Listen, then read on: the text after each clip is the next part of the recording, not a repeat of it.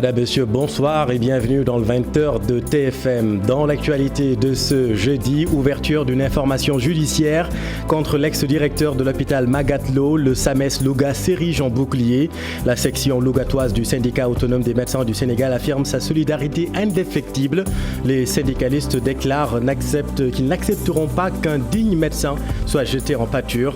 Ils n'écartent aucune action pour la protection des travailleurs. Affaire de la mort du conducteur de Jakarta, Mamadou Lamine Koïta. 5 policiers sont condamnés à 2 ans de prison, dont 6 mois fermes. Le tribunal les a reconnus coupables de coups et blessures ayant entraîné la mort sans intention de la donner. Le juge a émis un mandat d'arrêt contre les policiers. Dans l'actualité également, la vive tension au village de Baligam dans le nord.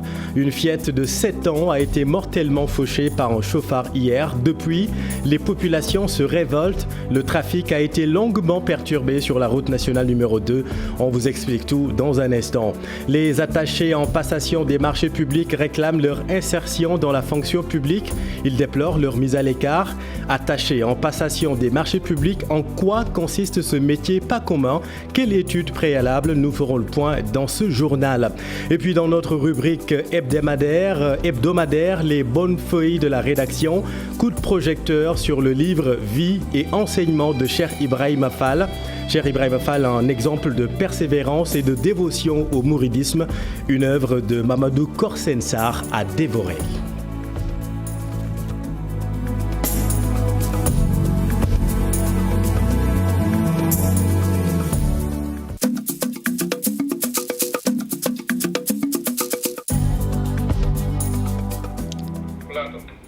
D'abord, le président Lamine Diack a reçu son passeport ce mercredi. Son retour au pays se précise désormais. C'est une question de jour. L'ancien président de l'I2AF ne souhaite pas en revanche que son arrivée soit transformée en une fête. Il ne veut pas d'accueil populaire. À son retour, Lamine Diack a prévu d'aller se recueillir sur la tombe de ses parents et saluer son grand frère Alioune Diack. Lamine Diack espère que justice sera faite dans cette affaire judiciaire ayant fait appel de sa condamnation par la justice française. C'est une information de l'agence presse sénégalaise. Autre affaire judiciaire qui avait secoué toute la ville de Fatick, c'est la mort du jeune conducteur de Jakarta, Mamadou Lamine Koïta, en février 2020. Le tribunal a infligé une peine de 2 ans, dont 6 mois fermes aux policiers accusés d'avoir tué le jeune homme. Le juge a émis un mandat d'arrêt contre les policiers. Voyons tout cela avec Aminata Goudjabi et Abdou Karim Bey. L'affaire a été vidée aux premières heures de la matinée. Le tribunal de grande instance de Fatick condamne les 5 policiers à une peine de 2 ans de prison, dont 6 mois fermes. Ils sont reconnus coupables d'abus d'autorité et de coups et blessures volontaires ayant entraîné la mort sans l'intention de la donner. Le juge a même décerné un mandat d'arrêt contre les policiers. Nous estimons qu'il s'agit là d'une décision satisfaisante parce qu'elle participe à la consolidation de la confiance qui doit régner entre une justice et ses justiciables. Et vous vous rappelez, au lendemain de la mort subite de Mamadou Lamine Keïta, les jeunes avaient pensé par la violence venger leurs camarades. Mais aujourd'hui, alors que je leur avais demandé de cesser toute violence et de faire confiance en cette justice, aujourd'hui, je pense que cette décision me donne entièrement raison. Et en ce qui concerne les intérêts civils, les coupables sont condamnés à verser une somme de 150 millions de francs CFA à la mère de la victime et 1 million à son ami avec qui elle était le jour des faits. Il a été aussi blessé par les policiers. La famille d'Amadou Lamine Koïta se félicite également de cette décision de justice. Nous remercions la justice sénégalaise du fond du cœur. Lors des événements, nous avions eu le soutien de tous les Sénégalais. Sa maman sera certes dédommagée, mais l'argent importe peu pour nous. Nous aurions préféré que notre enfant soit vivant. Amadou Lamine Koïta avait 26 ans et il était conducteur de moto Jakarta. Il est décédé le 10 février 2020 après avoir été roué de coups par des éléments de la police lors d'une patrouille. Merci Aminata. Et toujours dans le chapitre judiciaire, le procès Téliko Madiambal a été renvoyé au 20 mai. La décision du juge a été motivée par le non-paiement de la consignation fixée à 50 000 francs CFA. Les deux parties n'étaient pas présentes à l'audience mais représentées par leur avocat. Pour rappel, le président de l'Union des magistrats du Sénégal, Souleymane Téliko, a décidé de poursuivre Madiambal Diagne qu'il accusait de détournement en encaissant l'argent de l'Union européenne et celui du gouvernement tchadien lors d'une mission à N'Djamena dans le cadre de l'instruction du dossier Hissène Habré. Le président d'Avenir Communication avait du mal à trouver un avocat pour assurer sa défense dans cette affaire. Il a finalement saisi le bâtonnier qui a désigné Maître Baboukar Sissé et Maître Abdou Djalikan. Le journaliste et chroniqueur judiciaire Daoud Amin considère ce refus des avocats comme étant une violation des droits de la défense consacrés. Le voici interrogé par Chérif Dia et Youssou Barou. Le problème, c'est qu'il y a une règle de bienséance qui voudrait que lorsqu'un acteur de la justice est impliqué dans un dossier, les avocats sont assez frileux quand même pour défendre la personne qui a porté plainte contre cet acteur de la justice. Les droits de la défense sont sacrés, parce que même quand vous prenez la législation internationale, que ce soit la Déclaration des droits de l'homme ou bien la Charte africaine des droits de l'homme, et même dans notre constitution sénégalaise, les droits de la défense sont sacrés. C'est-à-dire que même le criminel le plus endurci a droit à une défense. Donc on ne peut pas comprendre qu'un justiciable puisse saisir un avocat, même si c'est une profession libérale quand même. Les avocats ont la latitude, la possibilité, le droit, le devoir même de défendre cette personne-là en vertu des textes de loi que je viens de citer tout à l'heure.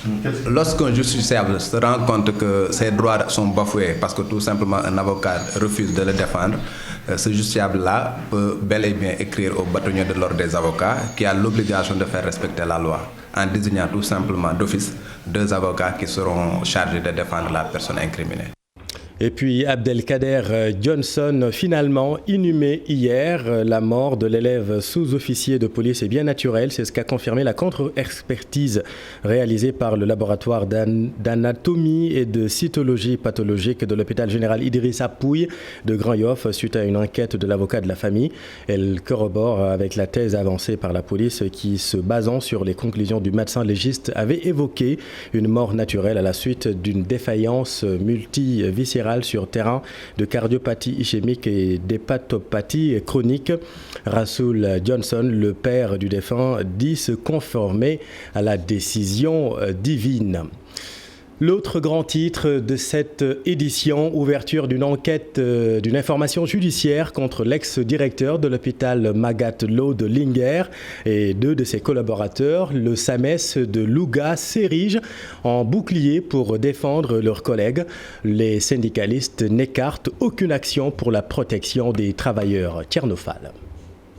Après la sortie du procureur près le tribunal de grande instance de Louga ordonnant l'ouverture d'une information judiciaire contre le docteur Abdou Sarr, ex-directeur de l'hôpital Magatte Lô de Linguère et le responsable de la pédiatrie, la section SAMES de Louga est montée au créneau pour prendre la défense de ces 2 membres cités dans le drame. Conformément aux principes directeurs de la profession médicale, nous regrettons en tant que gardiens de la santé des populations la mort de ces enfants. Mais nous n'accepterons pas qu'un digne médecin, au parcours exemplaire, fierté de ses pairs, soit jeté en pâture parce que l'institution qu'il dirige a pris feu.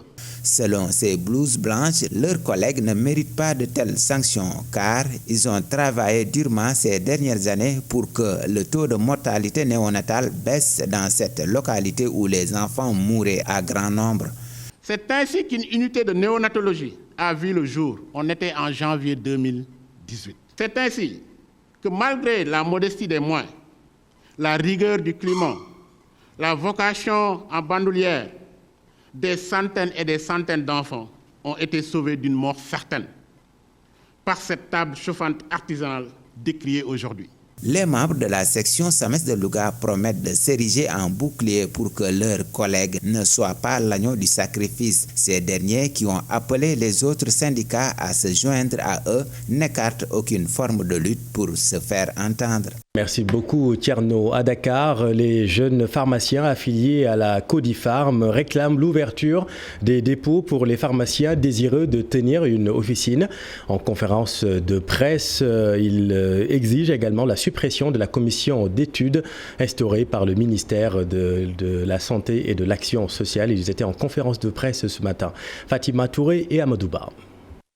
Depuis 2018, plus de possibilités d'ouverture d'officines de pharmacie pour les jeunes pharmaciens, une situation que ces jeunes affiliés à la Codifarm jugent discriminatoire.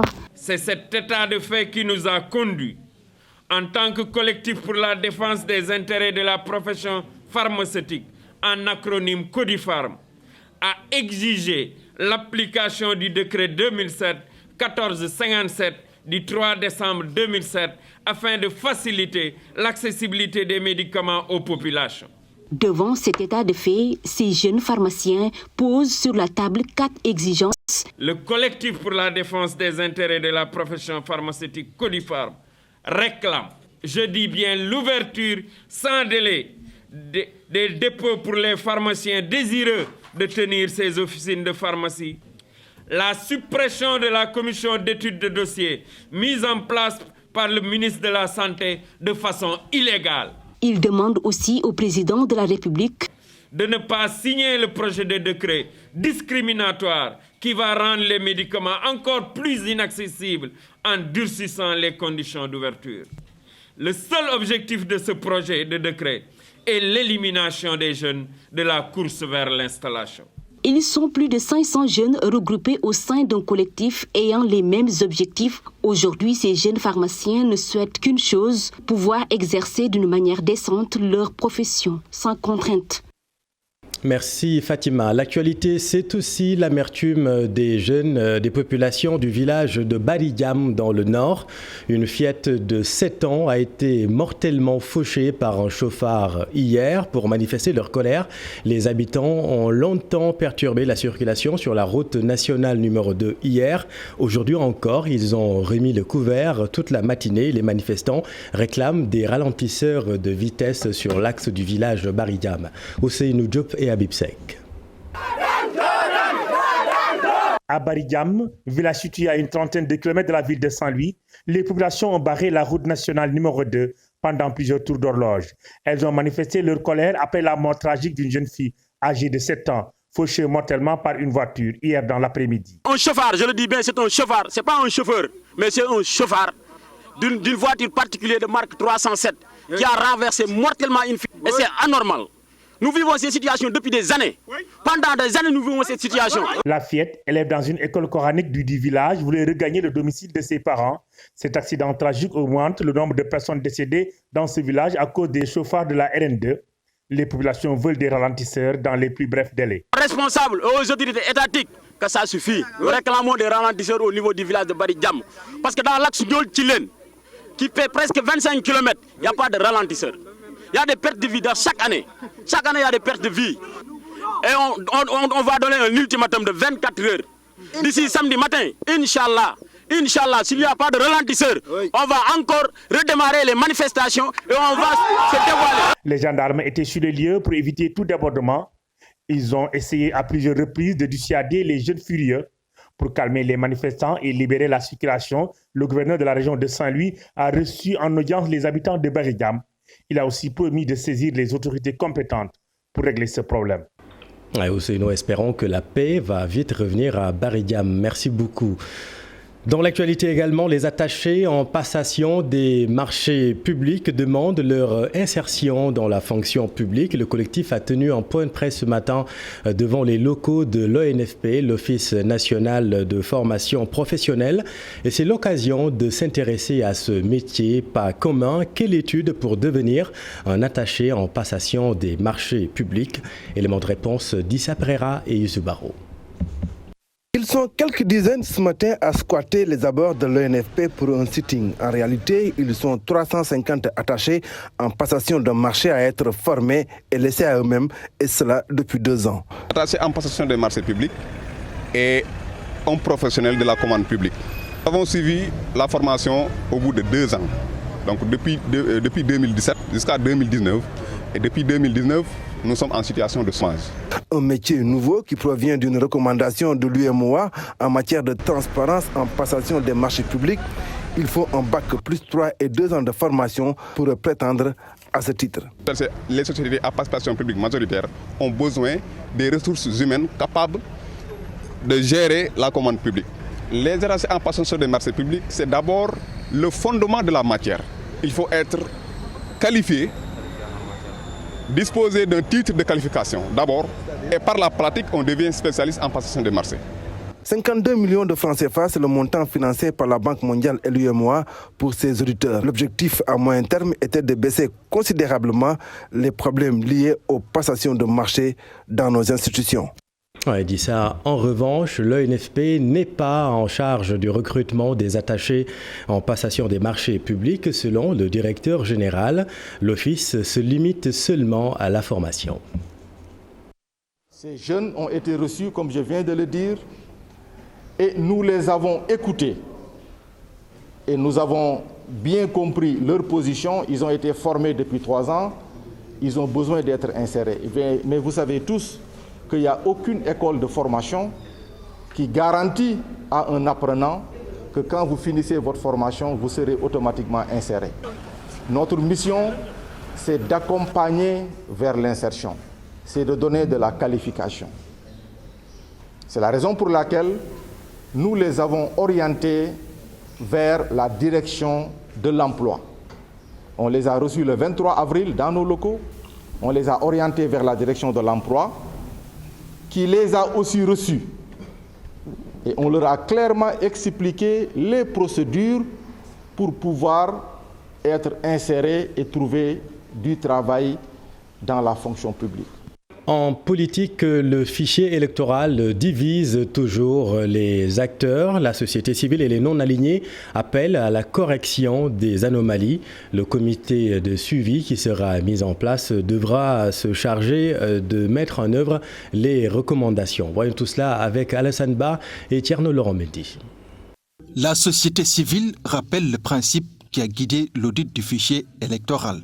La polémique continue d'enfler après les conclusions des experts. Aujourd'hui, le débat, ce n'est pas de dire qui a raison, qui a tort entre l'opposition et le pouvoir. Parce que le pouvoir mettra toujours en exergue les points forts de l'audit. Pour dire qu'il n'y a pas de doublons, il n'y a pas de mineurs dans le fichier, etc.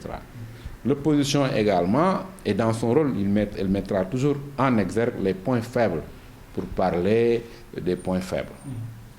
Mais ce qui est fondamental, c'est d'interroger l'objectif. L'objectif, c'était d'améliorer le fichier, de le rendre beaucoup plus fiable.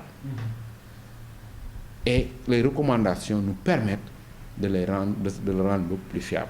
Le coordonnateur du pôle des non-alignés, quant à lui, estime que le travail a été fait conformément à leurs orientations. Comme la mission d'audit l'a dit, il y a certes des dysfonctionnements qui sont notés, mais globalement, le fichier est fiable et permet d'aller à des élections libres, démocratiques et transparentes. Il y a maintenant des recommandations qui permettront d'améliorer le fichier électoral. Pour la suite, il s'agit de mettre en place le comité de suivi des recommandations, corriger ce qui doit l'être. C'est avec ce fichier-là qu'on a eu plusieurs alternances. Mais ce fichier-là, pour autant qu'il n'est pas mauvais du tout, peut être amélioré. Et pour cela, il y a des recommandations qui nous permettent de l'améliorer.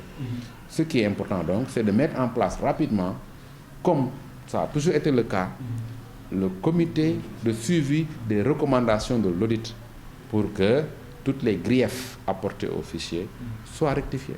Concernant les 400 000 cartes avec les données électorales, Déthié Faye renseigne qu'il s'agit de duplicata et ces pratiques sont normales. Merci Alassane. Et avant la tenue des élections locales prochaines, le collectif des adjoints au maire du Sénégal demande la révision de leur statut. Selon eux, le code des collectivités territoriales entraîne plusieurs amalgames dans le fonctionnement des municipalités. Voyons tout cela avec Ibrahima Diamé et Falikaï.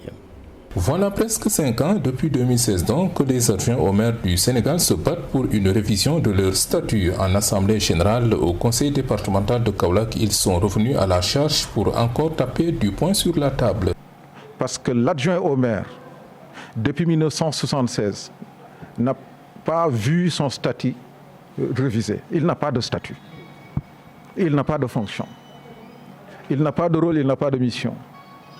Aujourd'hui, on a donné tout le pouvoir au maire. Mais ce qu'il faut savoir, nous ne luttons pas contre les maires. Nous luttons contre les textes qui donnent du pouvoir absolu aux maires.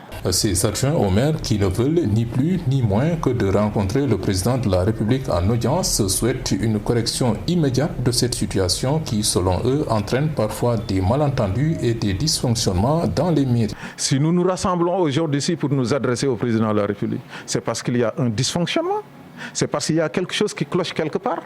Donc c'est cela que nous voulons éradiquer. Et que donner un statut à l'image de l'administration territoriale, l'adjoint au maire doit avoir un rôle bien déterminé. En attendant une réponse favorable à leur demande d'audience avec le chef de l'État, le collectif des adjoints au maire du Sénégal espère voir une révision de leur statut avant la tenue des prochaines élections locales.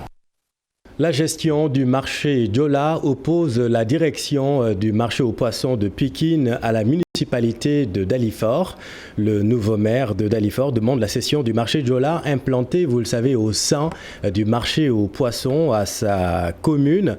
Mais marailleurs et dirigeants du marché aux poissons opposent un refus.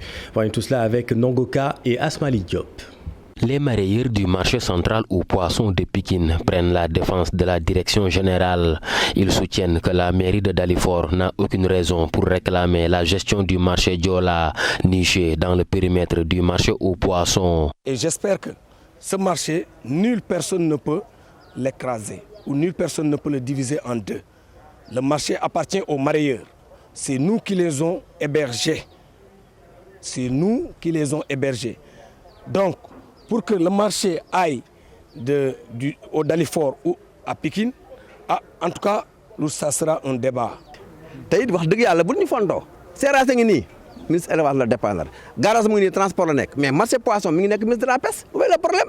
Les acteurs du marché central aux poissons de Pikine font ainsi bloc derrière le directeur Abou Mbaye. Ils refusent que le marché aux poissons soit divisé au profit d'un maire. Le marché bi kenn mënu ko xaj lolu mom ñun en tant qu'acteur dañ ci taxaw bu baax dañ ci taxaw parce que marché bi ben la massa doon. marché bi mënu ñu wax bañ xaj ko ñaari marché ben rek lay mëna nek ñu tal loxo le président Macky Sall parce que marché bi tay juroom ñett junni doom adama ñoo fi xey ci. Pour les marailleurs, les priorités du marché sont ailleurs. Ils estiment que l'État doit offrir la possibilité aux acteurs de bénéficier de financements destinés aux jeunes. Nous, en tant que jeunes, nous invitons le président à faire un grand appui sur le marché. Parce que nous sommes des jeunes qui travaillent dans ce marché et qui n'ont aucun moyen. Nous nous débrouillons. Le marché Diola est transféré au marché central aux poissons de Pikine depuis 2002. C'est au lendemain du chavirement du bateau le Diola qu'il a quitté le port de Dakar. Venons-en à ce panel qui divise une fois de plus la Commission nationale de concertation sur le croissant. Rencontre pour l'unification des fêtes musulmanes selon les initiateurs de ce panel. Mais problème, les autres membres de la CONACOC fustigent la démarche. Explication Maïmouna Ndiaye et Diafaraba. Il ne cache pas sa colère. Imam Oumar Diène accuse Bouchra Dièye d'enfreindre les règles.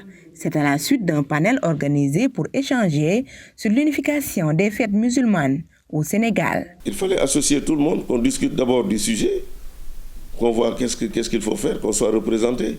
Nous sommes une entité de 22 000 personnes, de 22 000 mosquées. Nous n'avons pas été invités ni conviés. On va saisir la commission, on peut même saisir le procureur pour faux, usage de faux. Parce que vous avez vu que ce qu'il a utilisé ici, il a utilisé un cachet qui ne lui appartient pas. Imam Ismaël Adem, suppléant de Bouchra Dièye, apporte quelques précisions. Ils étaient conviés. Mais ça, je ne sais pas. Je ne sais pas. Nous sommes quittes avec notre conscience parce que toutes les 4 écoles, surtout l'école malikite, est pour chaque pays a sa vision. Et pourtant, les deux camps avaient mis sur pied un cadre unitaire pour une commission plus dynamique et unifié. Nous voulons que les démarches consenties par les autorités, notamment le ministre de l'Intérieur, le cadre unitaire, nous voulons que ces démarches aboutissent.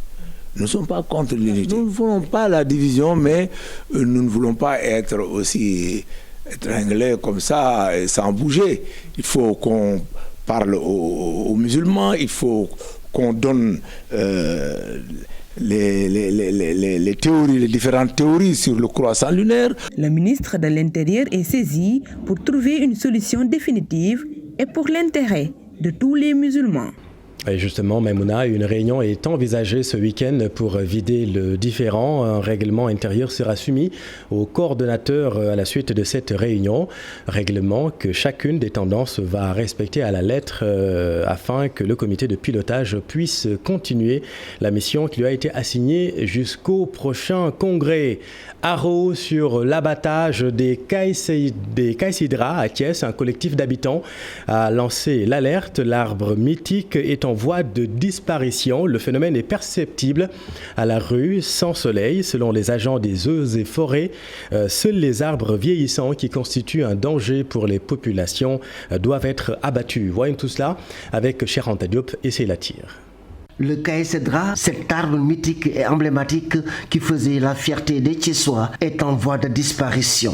C'est étonnant, selon Salou Ndiaye, il y en a marre de Thiès. Les Caïsidra, qui font quand même l'identité de la ville de Thiès depuis plus de 2 siècles, tombent un à un, quand même sous le regard complice du service régional des eaux et forêts qui distribue des autorisations d'abattage. Des populations se sont levées pour attirer l'attention des autorités sur la situation. Après avoir été en contact avec les responsables des eaux et forêts, nous avons décidé quand même d'interpeller directement le ministre de l'Environnement, d'interpeller directement le directeur national des eaux et forêts qui est quand même thiessois. Je pense que l'urgence, c'est d'arrêter cette distribution plus ou moins sauvage des autorisations d'abattage. Commandant Daoud Ndjogou, chef du secteur des eaux et forêts de Thiès, est sorti de sa réserve pour mettre un terme à la grosse polémique. Les premières plantations de Caïsidra ont démarré vers les années 1900. Par le quartier Balabé, c'était le quartier des cheminots. Donc les plantations se sont poursuivies jusqu'à les années 1945. On a au niveau de Thiès un peuplement de Khaya qui est séculaire et sénile. Donc, qui constitue à certains endroits de la ville un danger réel pour les populations, parce que menace en ruine à tout moment. Donc, ça veut dire que les Khaya sénégalensis aujourd'hui peuvent tomber sur les individus à tout moment. Pour éviter de tels fléaux, les populations prennent les précautions nécessaires en faisant des demandes d'élagage ou bien des demandes d'abattage. Donc, nous avons donné une suite favorable à 22 demandes, dont 10 abattages et 12 élagages. Il est opportun de noter que à chaque fois qu'on donne une autorisation d'abattage ou d'élagage, le but c'est de protéger l'être humain. Je le dis tantôt, le peuplement de Khaya est vieillissant. Un peuplement vieillissant, l'urgence donc est de reconstituer ce peuplement, selon toujours le chef du service des eaux et forêts de Thiès. C'est un programme axé sur la production de 40 000 arbres. Une mise en œuvre qui va se faire en synergie avec les collectivités territoriales, les mouvements de jeunesse et l'ensemble des populations de Thiès. Pour le dernier recensement qui date de 2003, 3188 trailles sont enregistrées dans la commune de Thiès. Merci Cheikh Anta. Et on en vient à notre rubrique hebdomadaire, les bonnes feuilles de la rédaction. En ce mois de Ramadan où les Baïfal s'illustrent par la livraison de Ndogou au khalife général des Mourides, coup de projecteur sur la vie et l'œuvre de Cheikh Ibrahim Fall. C'est une œuvre de Mamadou Korsen Sarr, petit-fils lui-même du guide des Baïfal. Note de lecture Ibou Diouf Youssoubarou. Vie et enseignement de Cheikh Ibrahim Fall Baboul Mouridina. Un auteur qui devait s'acquitter d'un devoir de mémoire. Parce que tout simplement, je fais partie de la famille. Ce livre est dédié à Sorna Penda Fall, feu Sorna Penda Fall, ma grand-mère, qui est la maman de ma maman. Un ouvrage qui permet à l'auteur de parler à la jeunesse. En France, nous n'avons pas le temps de bavarder, on a juste le temps de travailler. Aux États-Unis, pareil. Donc quand nous revenons au Sénégal et que nous voyons les jeunes autour d'une théière en train de discuter, ça choque. Parce qu'on se dit, il y avait nos vénérés guides qui avaient déjà montré le chemin du salut et de la réussite. Pourquoi pas nous? Ce livre de Mamadou Korsen Sarr parle du saint homme dont l'œuvre est encore d'actualité. Mame Cheikh Ibrahima Fall était déjà très intelligent. C'était un diplomate hors pair, mais c'était encore une fois le premier autochtone milliardaire du Sénégal. Malgré un contexte de crise économique et sociale complexe, Mamadou Korsen Sarr démontre qu'il est possible de réussir au Sénégal, comme l'a fait Mame Cheikh Ibrahima Fall. La philosophie du travail résume tout, à savoir le travail acharné pour faire vivre les siens est une forme d'adoration de Dieu. Vie et enseignement de Cheikh Ibrahima Fall Baboul Mouridina, l'auteur Mamadou Korsen Sarr parle du saint homme qui a balisé la voie du salut et de la réussite.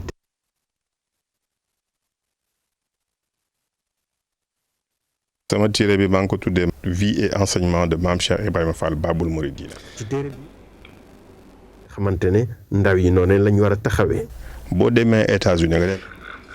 Merci beaucoup Ibou, les bonnes feuilles de la rédaction que vous retrouverez jeudi prochain, rubrique hebdomadaire littéraire dans le 20h de TFM tous les jeudis. Dans l'actualité sportive, le démarrage des qualifications pour la Coupe du Monde 2022 Zone Afrique est reporté, initialement prévu au mois de juin. Il aura lieu en septembre prochain. Le comité d'urgence de la Confédération africaine de football a pris cette décision pour la confection d'un protocole pour la lutte contre le Covid-19. Cher Sadibou Diarra. Un ouf de soulagement pour le Sénégal. C'est désormais officiel. Le début des éliminatoires pour la Coupe du Monde 2022 Zone Afrique, prévu au mois de juin, est reporté. Une décision du comité d'urgence de la CAF motivé par la gestion pas encore maîtrisée de la pandémie de Covid-19 et la volonté de garantir des conditions de jeu optimales aux sélections. Les rencontres sont du coup reprogrammées durant les fenêtres internationales de septembre, octobre et novembre 2021, ainsi que mars 2022. Une petite délivrance pour le Sénégal qui n'était pas assuré d'avoir un stade homologué en juin. La première nation africaine au classement FIFA peut ainsi remédier à la situation d'ici le mois de septembre. La CAF s'est aussi donné ce délai pour mettre en place des protocoles de contrôle liés au Covid-19 avec des tests d'avant-match pour éviter les controverses notées lors de la dernière fenêtre des qualifications à la CAN 2021. Merci cher Sadibou, c'est la fin de cette édition. Merci infiniment de votre attention. L'info revient demain dans la matinale, à suivre ce soir sur TFM les 5 minutes de SAS Pape Anne, Ziar et Quartier Général en deuxième partie de soirée. Restez avec nous, vous êtes au bon endroit. Bonne soirée.